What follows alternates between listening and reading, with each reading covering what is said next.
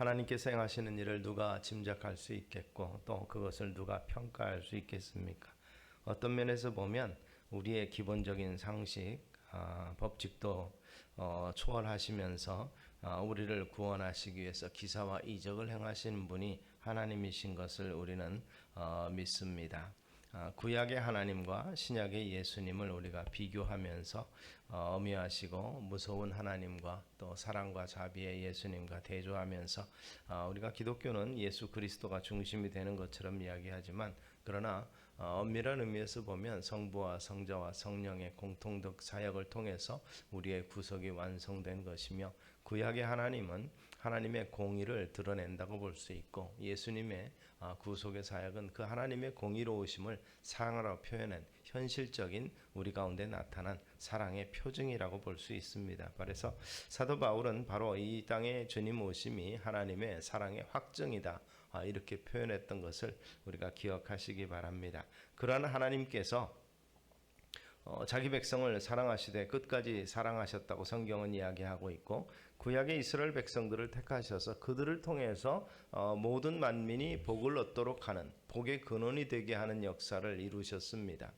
아브라함에게 약속하신 모든 민족에게 복을 주는 자, 복의 근원이 되게 하겠다고 하셨는데 유대인들은 좀 착각을 했었죠. 유대인들 자기들만이 아브라함의 후손이고 자기들만이 복받은 자손이라고 생각했는데 사실상 그 모든 역사를 하나님께서는 아브라함을 통해서 여인의 후손과 아브라함의 후손을 통해서 모든 이들에게 복 주시기를 원하셨고 그 실행 방법으로서 예수님을 이 땅에 보내신 것임을 우리는 믿습니다. 그리고 그분의 십자가와 죽음 그리고 사흘 만에 살아나신 부활을 통해서 이 모든 우리의 죄과가 사라졌다는 것을 믿는 사람들의 모임, 이것이 곧 교회라는 것입니다. 그런 교회를 향해서 그래서 우리가 성경을 볼 때 구약의 교회와 신약의 교회가 조금 차이가 있습니다. 구약은 주님께서 구원을 하시기 위해서 이스라엘 백성들을 다루시며 연단하시면서 그들을 통해서 메시아를 보내실 것을 약속하신 내용들이 들어있고 신약의 하나님의 구원의 은혜는 실제 오셔서 그것을 이루신 주님을 이야기하고 있습니다. 그런데 그 구약과 신약에 공통적으로 나타나는 것은 바로 예수 그리스도의 오심과 오신 예수님의 가르침이신데 또 한편으로는 그러한 일들을 하기 위해서 하나님이 일하시는 모습이 다양한 모습으로 표현된 것입니다. 그 과정 속에서 하나님은 이스라엘의 역사를 통해서 일반적으로 진행을 해오셨고 또 다른 이스라엘의 역사 아닌 세계 역사를 주관하시면서 하나님의 계획을 섭리를 이끌어 오셨습니다. 그러면서 어떻게 보면 이 기사와 이적 특별한 역사를 통해서 깨닫지 못하는 자들에게 깨달음을 주시기도 하고 자기 백성을 보호하시기도 하고 또 자기 백성을 선한 가운데 인도하시기도 하셨습니다. 그러한 하나님의 능력과 역사는 동일하게 예수님께서 이 땅에 오셔서 공생의 사역을 하시는 동안에도 이루어졌습니다. 그래서 병자들을 고쳐주시고 기사와 이적을 행하셨던 것을 봅니다. 그리고 또한 그 예수님께서 부활 승천하신 이후에 예수님의 뜻을 받들어서 교회를 세워나가는 사도들과 제자들을 통해서도 하나님께서는 이러한 기사와 이적을 같이 이루었던 것을 봅니다. 그래서 종교개혁 이후에 우리 교회는 초대교회로 돌아가자는 움직임을 했고 초대교회 같은 영성을 회복하자는 그러한 일들을 진행을 시켰었습니다. 그리고 타락한 교회의 모습과 세속화된 교회의 모습을 보면서 안타까워하면서 초대교회에 나타났던 성령의 역사를 우리는 소망하고 기대하죠. 그런 면에서 2025년은 누구도 걸어가보지 못한 새로운 길이며 새로운 날이 우리에게 시작이 됩니다. 그런 때 우리가 기대할 바는 뭐겠습니까? 하나님의 거룩한 역사가 우리의 삶에 그리고 우리의 공동체 속에 그리고 이 나라의 민족 위에 있게 되기를 우리는 소망하면서 꿈을 꾸고 비전을 갖고 기도합니다. 그러면서도 우리는 생각합니다. 그저 평탄한 것이 아니라 어떤 면에서 보면 하나님이 직접적으로 일하시는 증거들이 나타나기를 소망합니다. 즉 어떤 면에서 보면 노골적으로 요구하지는 않지만 기사와 이적이 있으면 좋겠다라는 생각을 해보는 거죠. 바로 그런 면에서 그러면 하나님은 기사와 이적을 멈추셨는가? 그렇지 않다는 것입니다. 우리가 생각하는 천재지변 같은 그러한 기사와 이적도 있을 수 있겠고 또 그렇지 않을 수 있습니다. 어떤 면에서 보면 소소한 일상 속에서 일어나는 그러한 놀라운 역사들, 그러한 역사들도 기적일 수 있고 기사일 수 있는데 우리는 그것을 간과할 수 있다는 것입니다. 그런 면에서 이 귀한 일들, 시편 기자가 고백한 귀한 일들이 사도행전 2장과 3장에 보면 초대교회도 귀한 일과 역사로 나타났던 것을 우리가 보면서, 그렇다면 초대교회처럼 놀라운 영성을 회복하는 교회의 모습이 되기 위해서 하나님께서 이런 역사를 해주시면 좋겠다, 이렇게 소망하고 기도 제목 삼으면서 2025년을 나아가실 수 있는 우리 성도님들 되시기를 소망합니다. 그런 면에서 보면 우리 2025년은 하나님의 역사가 새롭게 나타나는 우리의 공동체, 교회가 되기를 소망합니다. 하나님의 역사는 근거가 있어야 나타난다, 이렇게 주석가들은 이야기합니다. 그 말은 결국 하나님의 백성들이 적극적으로 일할 때 하나님께서 돕는다고 말씀하시는 거죠. 물론 하나님께서 앞서가시는 경우가 있습니다. 그러나 하나님께서 결국 홀로 하시지는 않습니다. 출애굽한 이스라엘 백성들이 가나안 땅에 들어갈 때도 하나님께서 여호와의 군대 장관이 여호수아의 군대에 앞서 나갔었다는 사실을 증명해 보이십니다. 그렇다고 해서 이스라엘 백성들이 광야에 있는 동안에 하나님께서 가나안 땅을 다 정리해 두시고 이제 비 오났으니까 빈집에 들어와라 하신 것이 아니라는 거죠. 이스라엘 백성이 전쟁을 통해서 가나안 족속을 물리치고 그곳에서 정착하는 동안에 하나님이 앞서가시며 그들과 함께 하시며 또 그들에게 승리 주셨던 것을 우리는 기억하시기 바랍니다. 그래서 우리는 좀 편하게 가기를 원하죠. 앞길을 다 해놓고 하나님이 이리 와 여기 편안히 앉아라 말씀하시기를 원하지만, 그러나 주님께서 그렇게 일하시는 방법이 아닌 것을 제자들을 통해서 일하신 것을 봅니다. 초대교회에 그 많은 고난과 어려움이 있었고 그러한 핍박 가운데서도 꿋꿋이 믿음을 지키면서 생명 걸고 사역을 했던 그 믿음의 동역자들, 믿음의 선진들이죠. 그들이 있었기에 오늘의 교회의 모습이 있는 것을 기억하면 그저 편안하게 모든 것이 준비 다 된 것에서 숟가락으로 정말 떠먹기만 하는 그러한 뷔페가 차려지기를 기대하는 것은 어떤 면에서 보면 신앙이 아니라고 볼 수도 있습니다. 그런 면에서 초대교회 같은 역사, 새로운 부흥의 역사, 그리고 뭔가 하나님의 거룩한 열매가 기대된다면 기대에 합당한 우리의 행동, 우리의 삶의 모습이 우리에게 있어야 될 줄로 믿으시기를 바랍니다. 영국의 부흥사 집시 스미스 이야기가 있습니다. 영국에도 부흥운동이 있었을 때 그때에 여러 가지 복음 전도자들이 나타날 때 그때만 해도 아직도 그 성경은 낡은 책이고 그리고 예수 믿는다는 것은 전혀 뒤떨어진 이야기라고 생각하는 많은 젊은이들이 있었습니다. 그 노인이 그 집시 스미스가 전도를 할 때 사람들이 그런 얘기를 했다고 그래요. 아직도 예수가 물을 포도주로 변화시켰다는 말도 안 되는 기적을 믿으십니까? 산업혁명 이후에 많은 이 기계의 발달과 공업의 발달 이런 것들을 통해서 이제는 과학이다라고 말하던 시대가 이런 이야기가 있습니다. 바로 이제는 그 옛날 전설 같은 이야기, 그런 이야기들을 아직도 믿는 사람이 있는가, 이런 얘기를 하면서 전도하는 사람을 향해서 비난을 할 때 아직도 그런 역사가 분명히 있다네, 이렇게 말합니다. 예수가 물을 포도주로 바꿀 뿐 아니라 포도주를 물로 변화시키는 기적을 행한다는 사실을 당장이라도 보여줄 수 있다고 이야기를 하지요. 그러자 대학생이 물어봅니다. 그러면 그거 보여주시죠. 그랬더니 이분이 저쪽 건너편 마을에 가서 집시 스미스를 알고 있냐고 물어보면 그가 악명 높은 알코올 중독자였다는 사실을 알고 있을 거고, 그리고 단 한 시간도 한 모금도 술을 마시지 않고는 인생을 살아갈 수 없던 사람이었는데 그가 지금은 술 한 모금 마시지도 않고 물만 마시면서 감사함으로 인생을 기쁘게 살아가고 있다는 사실을 들을 수 있을 거라, 이렇게 얘기를 했습니다. 결국 그분은 지금도 물을 포도주로 변화시킬 뿐 아니라 포도주를 물로 변화시킨다는 그러한 기적을 행하고 계신다는 사실을 증거했던 것을 우리가 볼 수가 있습니다. 이 로마서를 통해서 바울은 그렇게 이야기를 합니다. 너희는 이 세대를 본받지 말고 오직 마음을 새롭게 함으로 변화를 받아 하나님의 선하시고 기뻐하시고 온전하신 뜻이 무엇인지 분별하도록 하라, 이렇게 우리에게 권면하고 있습니다. 그런 면에서 보면 우리가 기적의 열매, 하나님의 놀라운 역사를 기대하려면 우리가 변화되기에 힘써야 될 줄로 믿으시기를 바랍니다. 교회가 시대의 희망이 되고 마지막 기대가 될 수 있어야 될 텐데 그러기 위해서는 우리가 변화되어야 된다는 것이죠. 변화될 게 너무 많이 있습니다. 그러나 우리는 그 변화의 두려움을 가지고 그동안에 우리가 가져왔던 것, 기득권으로 가지고 있던 것들을 내려놓기를 너무 힘들어합니다. 절박한 상황이 아닌 이상 누구는 변화보다는 현실에 안주하려고는 모습이 있죠. 그런 면에서 우리는 변화를 일으키는 주된 능동적인 주체가 되어야 될 것입니다. 그런 면에서 하나님께서 일하신다라는 그런 것, 하나님께서 원하시는 일들을 하기 위해서 우리 스스로를 옛날과 달리 변화를 좀 시켜야 되는 것이죠. 많은 사람들이 이야기합니다. 지금 이 시대는 전도가 힘들다.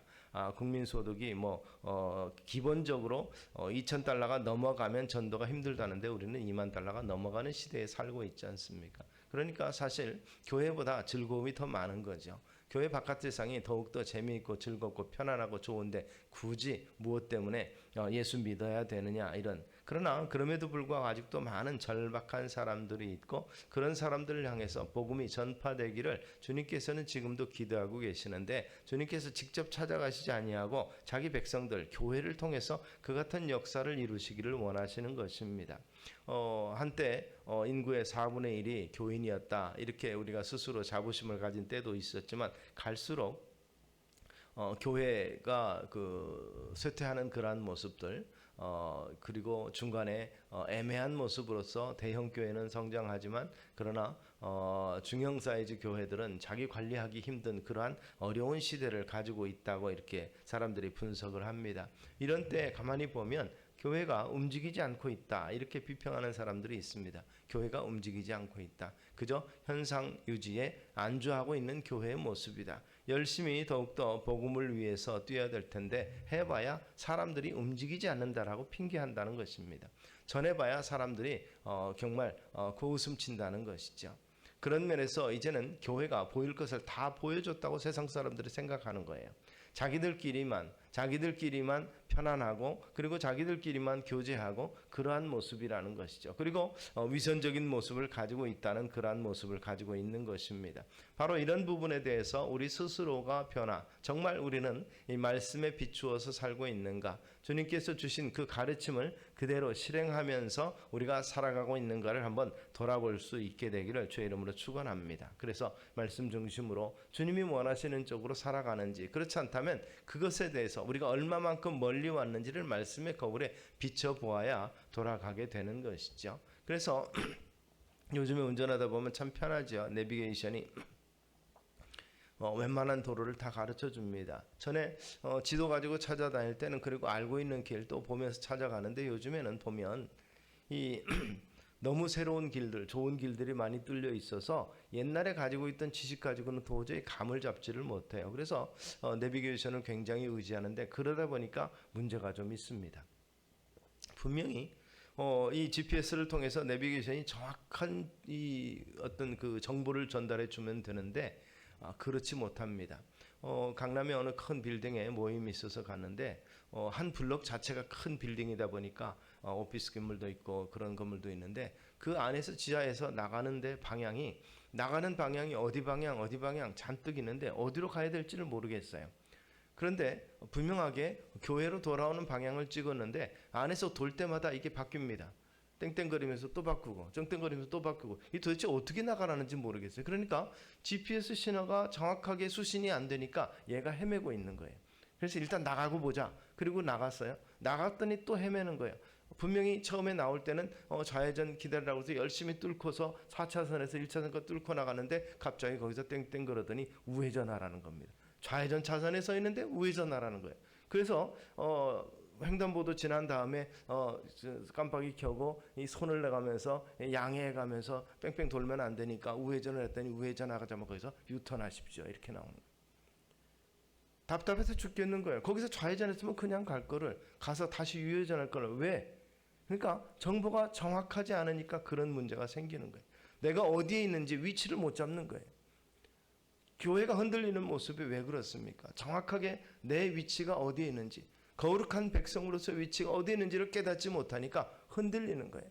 내가 어떻게 살아가야 되는 건가를 그저 말씀의 거울에 완전히 비춰서 우리 위치를 정확히 위치하지 못하니까 남들도 저렇게 사는데 대충 이렇게 살아가는데 사람들 다 이렇게 하는데 그러다 보니까 거기에 휩쓸려서 정확하게 그리스도인이 어떻게 살아가고 어떤 위치에 있는지를 정확히 깨닫지 못하는 것이죠.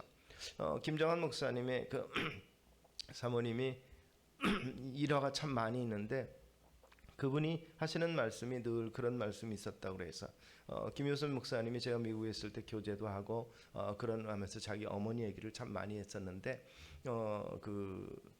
초등학교를 중앙초등학교를 이렇게 열면서 하는데 학부형들이 학교를 방문하면서 이래저래 돌아보는 시간이 있었는데 그 어머님이 그 창틀을 닦고 계셨단 거래요. 교실을 창틀을 닦고 계시고 그러는데 사람들이 뒤에서 수근수근 거리는 소리 들을 때, 야, 이 학교는 대단해. 외국인을 창닫기로 청소부를 쓰네. 이런 얘기를 하면서 사람들이 수군거렸다고 그래요. 그만큼 이분은 건강이 허락하는 한은 뭔가를 움직이면서 일을 하신다. 그러는 모습을 보여주고 실천하는 삶을 사셨다고 그래요. 그러면서 그분 하는 얘기가 자기가 선 곳에서 꽃을 피워야 되는 것이 그리스도인의 삶이다. 이렇게 말씀을 하셨다고 늘 자녀들에게도 그렇게 가르쳤고 그런 삶을 실천하셨다고 합니다.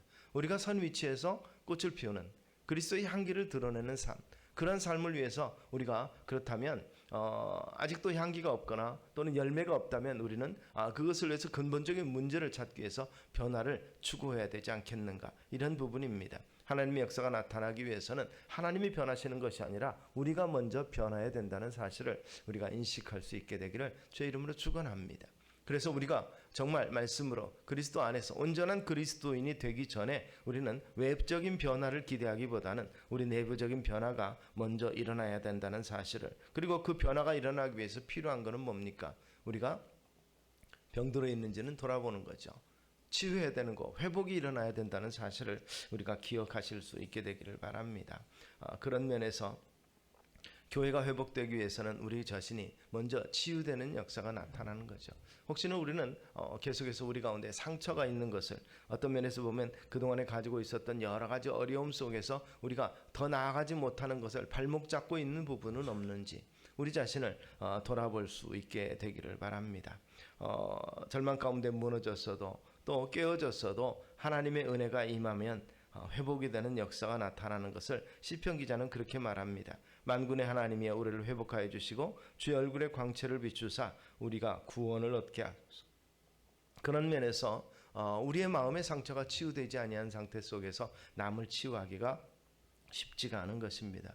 복음으로 세상을 구원하는 일에 하나가 되어야 되고, 그리고 주님을 사랑하지 않고 할 수 없는 일이 바로 이 복음 전파며 하나님 나라의 일이라는 사실을 우리가 기억하시면서 아무리 큰 영향력을 가졌어도 주님을 향한 사랑이 없으면 이 구원의 기적이 나타나지 않는다는 사실을 우리가 인식하면 좋겠습니다. 그런 면에서 보면 베드로에게 새로운 소명을 줄 때 요한복음 21장을 통해서 주님은 내가 나를 사랑하느냐를 계속해서 물어보신 것을 우리는 볼 수가 있습니다. 내가 나를 사랑하느냐, 그 부분에 대해서 이 주님께서 물어보신 사랑은 아가페적인 사랑, 내가 너에게 준 그 사랑을 내가 알고 있느냐, 내가 할 수 있느냐. 그럴 때 우리말 성경은 내가 주를 사랑하는 줄 주께서 아시나이다, 이렇게 고백하니까 내 사랑 주님 아시지 않습니까? 라는 것으로 해석하기 쉬운데 원어를 보면 좀 다릅니다. 주님은 아가페의 사랑을 물어보는데 베드로는 필로스의 사랑을 얘기합니다. 바로 그런 면에서 내가 내 형제 사랑 이런 정도밖에 하지 못하는 것을 주님께서 아시지 않습니까? 주님께서 내게 주신 그 사랑, 내가 주님께 드릴 수 없는 것을 주님께서 아시지 않습니까? 내 형편을 아시지 않습니까? 3번이나 부인한 존재였고 그리고 연약한 존재입니다라고 스스로 고백하는 모습이 그 속에 들어 있습니다. 그런데도 불구하고 주님께서는 내 양을 먹이라고 말씀합니다. 그거밖에 안 되느냐가 아니라 그럼에도 불구하고 내 양을 먹이라는 것이죠. 바로 이러한 주님께서 우리를 부르신 부르심의 소명을 우리 한번 기억하실 수 있게 되기 바랍니다. 그런 면에서 부족하지만 그러나 그 형제의 사랑, 부모 자식의 사랑이라도 가지고 있고 주님을 존경하고 사랑하고 주님을 위해서는 죽는 데까지라도 가겠다고 했던 그 자신이 이 당당함이라든지 그런 부분이 의기소침해 있는 상황, 그래도 내가 주님을 사랑합니다 하는 그런 고백을 통해서 주님께서 받으신 것이죠. 다시 소명을 주면서 그럼에도 불구하고 내 양을 먹이라고 하셨던 것을 우리는 기억하실 수 있게 되기 바랍니다. 우리가 온전해질 때까지 사역을 기다릴 수만은 없습니다. 우리가 완전해질 때까지, 성숙해질 때까지 나는 사역 그만두고 멈추고 쉬고 있다가 때가 되면 일하겠다는 생각을 우리는 버리실 수 있게 되기 바랍니다. 부족하지만 내가 주님을 사랑합니다 고백하는 순간부터 내 양을 먹이라는 주님의 음성에 귀를 기울이는 그러한 회복과 치유와 변화, 그것을 위해서 주님은 3번이나 다시 베드로를 불러서 내 양을 먹이라고 당부하셨던 것을 우리가 기억하면서 우리가 온전한 모습으로 주님 앞에 나가기를 소망하지만 그때까지 기다리지 아니하고라도 우리가 주님을 사랑한다고 고백하는 그 순간부터 주의 일에 주님이 원하시는 일을 감당해낼 수 있는 우리 성도님들의 삶의 발걸음이 되시기를 주의 이름으로 축원합니다. 그래서 주님을 향한 사랑이 회복되어야 되겠고, 그리고 어떠한 모습이든지 간에 사랑합니다라는 그런 고백이 있다면 우리에게는 일할 수 있는 여건이 주어진다는 것이죠. 주님을 사랑하면 가슴으로 뛰어야 된다. 어떤 분은 그렇게 표현합니다. 주님의 이름을 부르면 행복해져야 된다. 또 그러한 눈물이 우리에게 필요하다. 이렇게 말합니다. 자원하며 기쁨으로 섬기는 역사가 나타나도록 우리가 열심을 내야 되겠다고 이야기하는 것입니다. 주님을 사랑하면 주님의 몸된 교회를 위해서 더 많이 섬기고 싶어지는 기적이 나타날 줄로 믿으시기를 바랍니다. 그래서 첫사랑의 회복 또는 처음 사랑이라고 바울이 표현했던 것을 우리도 가지면서 그런 면에서 다양한 우리의 모습이 치유되기를 원하지만 가장 중요한 근본적인 치유는 주님에 대한 사랑이 우리가 회복을 하면 이 모든 것이 가능할 줄로 믿으시기를 바랍니다. 그런 면에서 우리는 세상이 변화되지 않는다라고 생각을 하고 우리는 준비되어 있는데 세상이 준비되지 않았다라고 우리는 생각할 수도 있습니다. 그러나 무디의 그 이야기를 들어보면 우리가 왜 많은 변화가 일어나지 않는지를 실감을 할 수 있게 됩니다. 그 당시 대공황으로 인해서 힘들고 어려운 상황 속에서 시카고의 거리를 무디와 무디의 늘 가던 이발소의 주인과 함께 길을 걸어가고 있는데 그 주인이 그런 얘기를 합니다. 하나님 살아계시다면 세상이 왜 이렇게 더럽습니까? 왜 이렇게 추한 모습이 많습니까? 그리고 너무 힘들고 어려운 사람들이 많지 않습니까? 하나님께서 좀 은혜를 베풀어 주셔서 정말 잘 살게 만들고 깨끗하게 만들고 범죄를 사라지게 만들면 좋지 않을까요? 이렇게 이야기를 합니다. 그런데 마침 그 앞에 남루하면서도 몰골이 추레한 한 청년이 이렇게 오고 있습니다. 그래서 무디 선교사님이 목사님이 그런 얘기를 했어요. 당신 같은 훌륭한 이발사가 있는데 저 사람은 왜 이렇게 더럽고 추하고 단정하지 못합니까? 그랬더니 아니 저 사람이 나한테만 오면요 내가 얼마든지 깨끗하게 만들어 줄 수 있죠. 이렇게 얘기를 합니다. 그런데 저 사람이 나한테 안 오지 않습니까? 여기에 대해서 무디 선교사님은 그렇게 이야기합니다. 사람들이 하나님께 안 오기 때문입니다. 사람들이 하나님을 모르기 때문에 그렇습니다. 하나님께로 나오면 정결해질 수 있다는데, 하나님께로 나오면 깨끗해질 수 있다는데, 하나님께로 나오면 삶이 변화될 수 있는데도 불구하고 사람들이 알지 못하기 때문에 그렇습니다. 그래서 우리가 찾아가야 되지 않겠습니까? 저 사람이 오기 기다리기 앞서서 이발사님이 가서 직접 해주면 되지 않습니까? 이렇게 얘기를 합니다. 할 말이 없어진 이발사가 그렇긴 하네요 라고 얘기를 하는데 그가 어떻게 움직였는지는 기록은 남아있지 않습니다. 그러나 분명히 그것이 주는 좋은 교훈이 있습니다.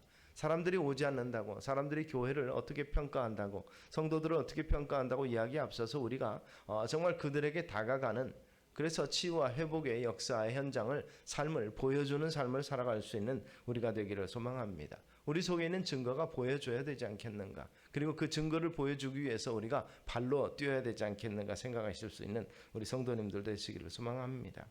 시편 119편은 그렇게 고백합니다. 주를 경외하는 자들이 내게 돌아오게 하소서. 그리하면 그들이 주의 증거를 알리이다. 변화의 회복을 통해서 증거가 나타나는 것을 그들이 볼 수 있도록 우리가 변화되고 또 그들을 초청하며 그들에게 알게 하는 역사가 우리에게 필요하다는 사실을 우리는 기억하실 수 있게 되기를 바랍니다.